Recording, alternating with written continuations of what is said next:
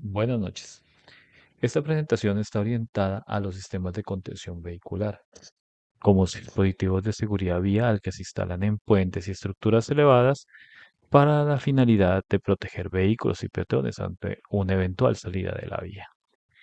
Esta presentación está compuesta en cuatro partes. La primera, es donde trataremos los aspectos de fundamentos y conceptos. La segunda, que trata de la clasificación, y la tercera de normativas, y una cuarta que agregué dentro del componente de instalación y mantenimiento. Si bien la norma colombiana con la cual se orientará esta presentación habla del diseño, selección y demás componentes constructivos, se queda corta en los aspectos relacionados con el mantenimiento, y es uno de los que abordaremos dentro de esta categoría. Empecemos por los conceptos. La definición de una barrera de contención o sistemas de contención es muy clara por su misma etimología, y se trata de sistemas que están orientadas a redirigir, contener y o detener vehículos que se encuentren errantes o bajo una condición no controlada por su conductor y que puedan volcarse o salirse de la vía. Su función principal es la protección. Proteger la vida, proteger y evitar daños materiales, pero principalmente protección de la vía ante una eventual caída por un impacto de un vehículo sobre sus laterales. ¿Cómo lo hace? A través de una redirección segura. Básicamente, su proceso se da en tres momentos. Uno, que es la redirección a través de la fuerza de rozamiento. Dos, a través de la detención de su fuerza de contención. Y tres, su estabilización final para que no salga de la estructura.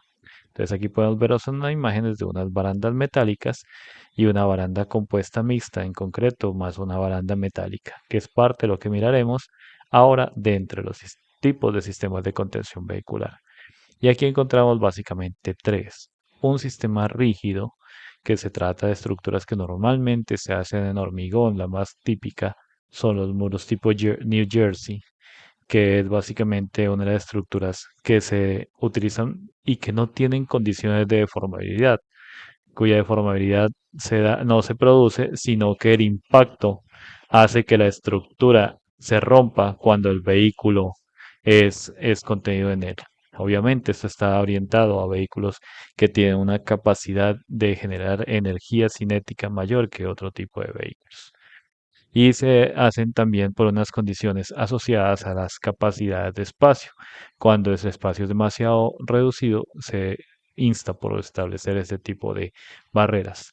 Están barreras semirrígidas. Las barreras semirrígidas normalmente son las que contienen un elemento deformable y un elemento rígido. El elemento deformable es controlado para sostener cierto tipo de energías cinéticas, mientras que el otro es para estabilizar el componente deformable. Entonces, este tipo de sistemas ofrecen un equilibrio entre la contención y la absorción energética. El tercer tipo son los amortiguadores o de impacto o flexibles. Son elementos que están orientados de manera profunda a garantizar la absorción de la energía a través de su máxima deformación. Son elementos que están dispuestos con materiales, geometrías y condiciones específicas que incluyan una amortiguación y una detención bajo una mejor interacción con la fuerza de rozamiento, más bien con la fuerza de contención para volver esta energía en potencial. Podemos mirar que los niveles están asociados a dos, básicamente, niveles normales en su norma en inglés y los niveles heavy. Básicamente cada uno de ellos tienen unas cargas máximas o pesos de vehículos que están relacionados con hasta 1100 kilogramos en los vehículos normales, y los que son hasta 36 toneladas en vehículos grandes basados en sus equivalencias en ejes, y para velocidades que están por menores de 70 kilómetros por hora y otros hasta los 100 kilómetros por hora. En la imagen podemos mirar aquí la clasificación de H1 a H6, que es la clasificación basado en los niveles de contención, para las diferentes fuerzas transversales, que es la fuerza de mayor interacción al momento del impacto.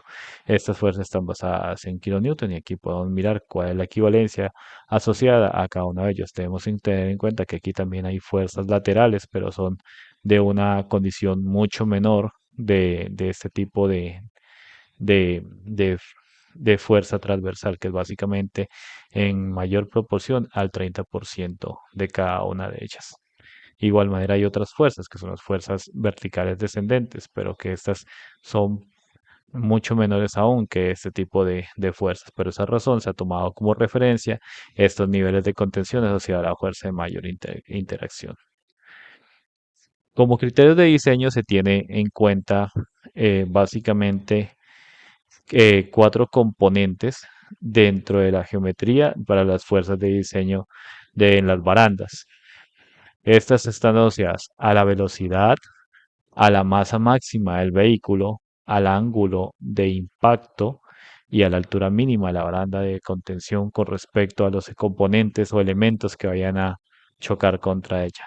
Sin embargo, estas también tienen una asociación hacia a las características geométricas de la vía, las características geométricas de la interacción vía-estructura de puente, la misma geometría del puente, el ancho disponible y la pendiente que éste presenta. Hay condiciones operacionales. Las condiciones operacionales están basadas en el tránsito, los ejes equivalentes, la composición vehicular, el tipo de carga que vaya a tener la estructura. Y hay aspectos constructivos, que es prácticamente la compatibilidad que se busca o que se pretende hallar entre la estructura de contención y el elemento de paso, en este caso los puentes. Del mismo modo, esto incorpora el componente de materiales y elementos que se puedan encontrar disponibles dentro de la zona. El proceso de instalación de sistemas de contención está evaluado en diferentes pasos. Uno que es la evaluación y diseño, básicamente, es parte del diseño estructural del puente, la determinación del nivel de contención y el diseño específico del sistema, bajo la selección específica asociado a los niveles de ensayo de las barandas y de las características que va a tener el componente de tránsito. Luego viene una preparación de superficie. Esta preparación de superficie básicamente está sobre el acondicionamiento del tablero, el marcaje, los componentes de continuidad de los elementos que constituye la baranda y las especificaciones técnicas dadas por el fabricante con respecto al material que se va a construir. Viene la instalación de los elementos, el montaje de postes, la fijación de los elementos, establecimiento de los elementos de visualización, si tienen reflejos, si tienen otras condiciones especiales para la instalación. Luego la verificación y pruebas, que básicamente es hacer una auditoría a la inspección de la calidad de los componentes instalados.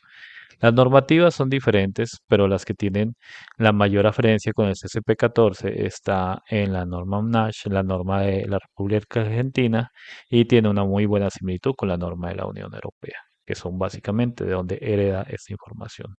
Los materiales de construcción, pues básicamente son dos: acero estructural y el hormigón armado. Cada uno de ellos tiene sus ciertas características y su reglamentación asociado a a las propiedades de estos materiales. Y cada uno de ellos, de acuerdo a sus condiciones físicas, implican también un mantenimiento específico. Aquí hablaremos sobre un componente que no se tiene en cuenta, como hacíamos en la entrada de la presentación, sobre el mantenimiento y gestión de sistemas. Y básicamente se habla de cinco grupos importantes dentro de este programa de mantenimiento. Uno que es la inspección periódica, otro el mantenimiento correctivo, el monitoreo continuo, el registro documental y la planificación preventiva, donde cada componente de esos debe tener una rigurosidad suficiente basado en tiempo, las condiciones verificables, los elementos calificables y los componentes de mejora que tiene que tener cada uno de ellos. El mantenimiento correctivo antes del evento, el mantenimiento cuando se repara, se debe reparar porque un impacto se dio, la, el, el registro documental de cada uno de ellos y la planificación preventiva de estos a futuro para que puedan dar el confort, el cumplimiento de las necesidades para las cuales están orientados. Hay un DOFA sobre el análisis comparativo, no sobre las fortalezas técnicas. Hay componentes como en hormigón que tienen un mantenimiento muy bajo, tienen una buena eh, respuesta ante el impacto y tiene un cumplimiento de la normativa bastante riguroso sobre este tema y son bastante durables. Sin embargo, tiene un componente de diseño estructural que exige más a las cargas por el establecimiento del mismo material. Hay limitaciones que esto los puede ofrecer como el tema de los costos son mayores, el diseño es mucho más exigente y muchas veces hay algunas limitaciones espaciales con respecto a la estructura, porque no puedo trazar una baranda tipo New Jersey donde no tengo el espacio suficiente y donde yo pueda colocar una estructura con características diferentes. Hay riesgos potenciales que pueden quedar obsoletos, otros que en las estructuras metálicas pueden generarse los fenómenos de corrosión y otras condiciones que puedan dañarse de una manera mucho más rápida o donde se frecuenten los accidentes y estos deban ser reemplazados de manera más continua. Sin embargo, todo esto da apertura a una ventana que es sobre las oportunidades, donde puedan tener sistemas inteligentes, los materiales sean sostenibles, que sean más resistentes a las condiciones climáticas y sean adaptativas a los medios paisajísticos, que no generen un impacto visual tan amplio como normalmente ocurre con todas las estructuras rígidas. La metodología básicamente son tres cuerpos. Uno es el análisis previo, estructural, el análisis de tráfico, identificación de riesgos, determinación de los requisitos normativos aplicables, en este caso CCP-14. El diseño técnico, básicamente estructural y los componentes de las fuerzas de diseño de barandas vehiculares, que es lo que se ha hablado ya a lo largo de la presentación. Y lo otro ya la ejecución controlada, que implica todo el proceso y el panel de verificación de que se cuente con las especificaciones cumplidas al momento de implantar la estructura. Y ahí es donde llega a un punto donde tenemos que una frase que nos hace un, un compendio de todo lo que se ha hablado, que la seguridad vial no es un gasto, es una inversión en vidas humanas, porque finalmente no se piensa solamente en infraestructura, sino en que se protege la vida a través de elementos que hacen parte de la ingeniería vial, de la ingeniería estructural. Finalmente, concluimos con una síntesis de los aspectos claves, que son básicamente la selección apropiada utilizando las normas vigentes, el nivel de contención, las características de la vía, la naturaleza del proyecto y las condiciones especiales que pueda tener este mismo. La instalación técnica, que es un énfasis muy importante de que no exista una rotura entre el diseño estructural y la instalación técnica de estos mismos, para que la operación, el mantenimiento, la verificación, la reparación y el upgrade que se le pueda hacer a este tipo de sistemas sea mucho más flexible, mucho más transparente en el futuro. Aquí concluimos el proceso de la presentación. Agradezco mucho. Hasta luego.